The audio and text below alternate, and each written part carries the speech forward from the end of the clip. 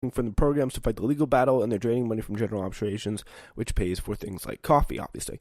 Employees at the NRA are currently grumbling about their uncaffeinated morning and might also be upset to hear that the organization found more than $1 million to spend on ads supporting Brett Kavanaugh earlier this year. They got to go to the nearest Panera Bread or Starbucks, which is about 2 miles away, through all the tangled highways in Fairfax, Virginia. So have fun with that, you gun-loving, America-ruining, awful people. Yeah, so NRA, awful organization. Great to see them go. And I mean, it's really, really hard to really hard to feel a lot of sympathy for them here, because it's interesting to see, like, probably one of the best things Andrew Cuomo's ever done. Like, let's be honest, is get to the bottom of the NRA and actually get them down and stop them from doing all this stupid things that they do on a daily basis with both just not like, they're not even a government organization. They're just like a Republican political operation. That's what they're doing. They've lost all thought about guns. They're spending on things like Brett Kavanaugh. They're spending on things that have really nothing to do with guns, spending on elections, and like, it's like they talk about abortion sometimes in their ads. Like, it's just not a situation where you would think, okay, when you see something that's like, that is not a gun organization. What a gun organization would even do. So, like, that is, like, that's the only problem with the NRA. All right, so, yeah, we now move on to what will be, I'm sure, a very, very, very fun story, and that is coming up in just 45 seconds.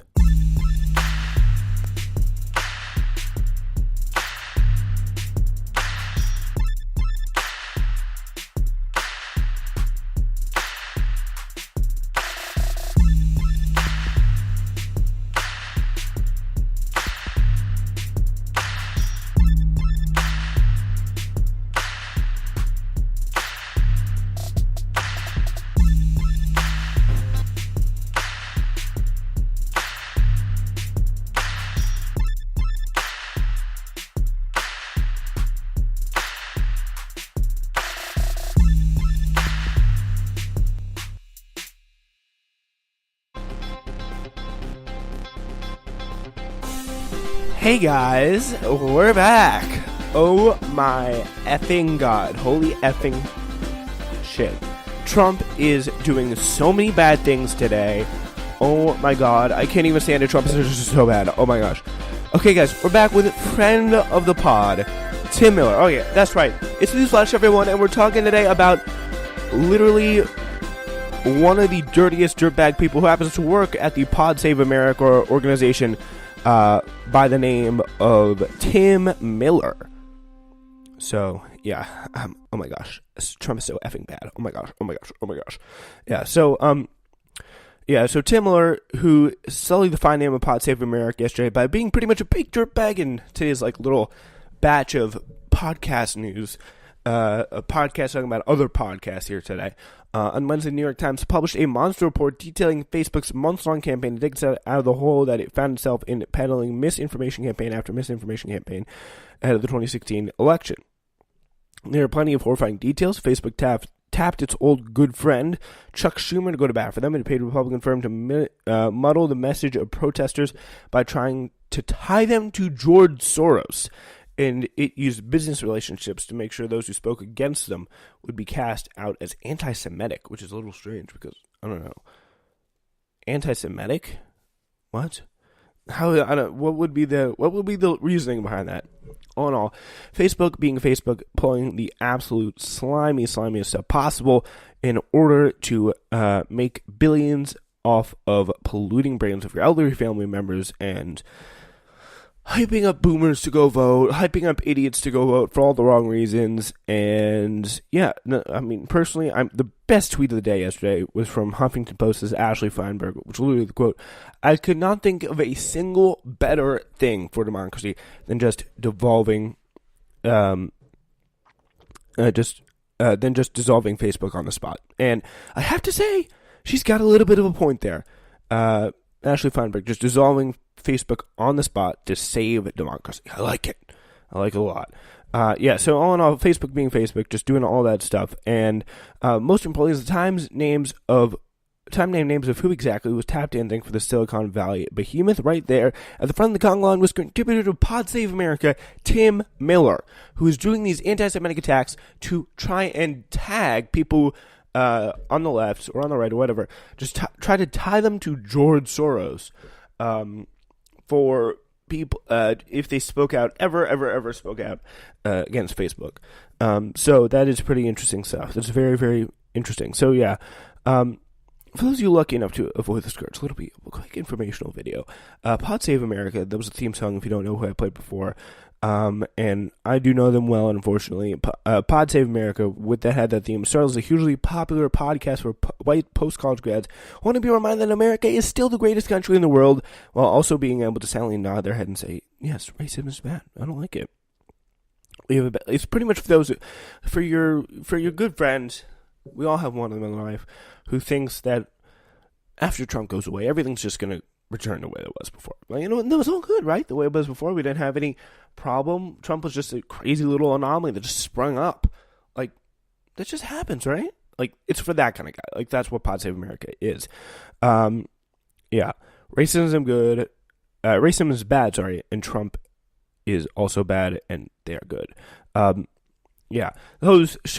show is hosted by Jon Favreau, Tommy Vietor, and John Lovett, and also Dan Pfeiffer. Jon Favreau and John Lovett. Those are the names of the people. Like, not the actors, but no. These are all former staffers in the Obama administration and or on campaigns. Their politics blend pretty much exactly as you'd think. They go as far as the center allows, having held off on supporting progressive candidates until like Alexandria Ocasio-Cortez, measures like Medicare for All until they became widely popular, as I favor having ears to song them off. I'm not a regular listener, as Nick Martin explained also is not as well, but pretty much Fast and Company, they wrote it. It's really just meet the press with younger panelists who can and do say the F word and dick a lot. I'm only not saying the F word. I can say any other word I want. Because they say the F word and dick a lot. It's just the way it works. So they spun that off into Crooked Media, a website people purportedly read, that actually has articles and stories and things about it. And they also managed to rack themselves a mercifully limited TV show on HBO against all odds. Very, very crazy stuff. 4 wealthy white dudes actually made it somewhere. Now, as far as this whole Facebook show is concerned, it's Crooked Media and the podcast that get roped in thanks to their ties to Miller. Miller is Jeb Bush's former communications director and the co-founder of America Rising PAC. And by the way, if you were Jeb Bush's former communications director, like literally the only job you can have is any other job, except for anything to do with anywhere near politics, Washington, D.C., consulting, whatever. Like, you're not allowed to have that. Sorry. Last December, he displayed his reasonableness in a bit where he joked and bragged about how he donated over to Senator Doug Jones over Roy Moore, a bit rooted in the false reality of being an American conservative, which means not supporting a candidate like Moore. So pretty much Moore was what you could call an American conservative in that race. Remember Roy Moore and Doug Jones. Doug Jones was really the conservative. Roy Moore was just like the Christian fundamentalist. So he serves as a Pod Save America token conservative and apparently has listed as a contributor on Crooked's website network page. He's a never-Trumper who allows for disagreement and discourse on the pod and on the website. Like, all the people around him, he's pretty much dated, boring, whatever. So here he is talking about the situation for the case for Doug Jones. The Republican case for Doug Jones. And look, I looked at the candidates. This wasn't hard. One candidate was a child molester. He says gays should be in jail. He tried to separate a mother from her child because she was a lesbian. I mean, this is a sick person. He wanted to keep Muslims out of Congress for their religion. And on the other side, you had a guy named Doug who didn't do any of those things. And so I donated to Doug, and I hope you guys all donated to Doug too. But the response to this was crazy. Like, exactly. You guys, like, are acting like I was, the gal in front of the tank in Tiananmen Square, which doesn't make any sense. Like, all I did was oppose a child molester, and the Republicans have done nothing. Like, the RNC is now back for the child molester. And Jeff Flake, who's retiring, is the only elected official who supported Doug Jones. And so my message to those Republicans is Roy Moore was a vile and heinous man before we learned about this. But what we learned was he took a 14-year-old girl, he took her into his home, he got down into his disgusting tighty-whities, and he molested her. This is a sick man. And I'm so pissed and I'm so angry and filled with shame that I'm associated with all these people that none of them are supporting Doug Jones. Yeah, so maybe you want to, like, this is, like, probably one of the saddest people that you, like, say all that, like, okay, maybe it sounds nice, but you remember he supported Jeb Bush, like, okay. So, yeah, remember all that earlier stuff about Facebook hiring a Republican firm to screech about George Soros and call people anti-Semitics for hating Facebook. John Favreau, the head honcho at Pod Save America, actually reacted to this and said the following. He in response to someone tweeting out the news story saying, classy. And then people were like, yeah, your dude was involved in this. It was Tim Miller of The Definers Public Affairs, was owned and operated, again, by Tim Miller. He owned the thing. He owned the group, literally owned the group that did it. The Pod Boys took this about as well as could be expected. Favreau responded to comments on his tweet about Schumer's involvement, suddenly logged off and had nothing to say when the good people highlighted sections featuring his guy, Tim Miller. He was talking about Chuck Schumer, again, being involved in it. That's when I say Schumer. Then around midnight, Favreau, Lovett, and Vietor all co-signed a statement that went out from Crooked Media's account saying they found Facebook's actions reprehensible. They followed this by writing that we disagree on Tim with most policy issues. They kept him around because he has interesting things to say about the Republican Party. Judging by the fact that the $100 million candidate he worked for in 2016 election immediately just absolutely fell flat on his face and dropped out of the Carolina primary. One can only assume they are, again, saying the wrong things, too. Miller defended himself in a short series of tweets that Favreau retweeted, saying, for people asking, the Definers shared a narrow document about anti-Facebook's group's funding. It was entirely factual, as open markets organizers have acknowledged they get their funding from Soros. Defend Soros from smears and conspiracies that were not based in fact. But for now, Miller will not be writing any more screeds about how conservatives are actually good and why Trump is an outlier, at least not until they get to the bottom and uncover Miller's involvement, so looks like he is not going to be on, hopefully, or having any association with Pod Save America for the near future.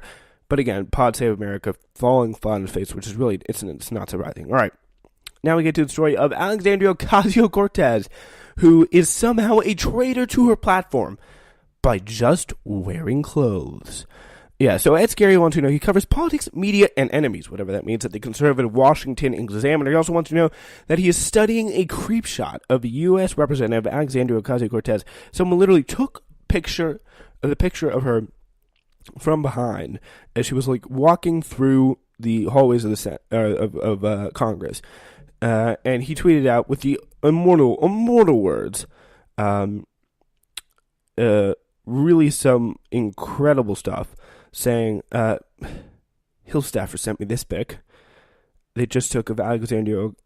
Hill staffer sent me this pic of Ocasio-Cortez they just took now. I'll tell you something. That jacket and coat don't look like a girl who struggles. Yeah, so other Twitter users were quick to point out, to their credit, that this seems to be something of a pastime for the scary man who's briefly posted photos of women's asses and feet. So just for no reason. And they didn't know about it, of course. Yeah, just snuck up, took a picture, and used it to just take a big dunk on all over, and take a big, a big shit all over Alexandria Ocasio-Cortez. So, at worst, the enfant terrible of Washington, D.C., this is The Observer writing about him here. The Washington, D.C. blog affair has gone out of his way on more than one occasion to publish ad hominem attacks on unsuspecting bystanders. And most notably, the parties that took place on the weekend of the White House Correspondents' Dinner. Scary surreptitiously snapped 2 shots of women's posteriors and posted them on Fishbowl IDC. Wow. So he's just talking, literally taking pictures of women's asses, very creepy stuff. And then he also tweeted a picture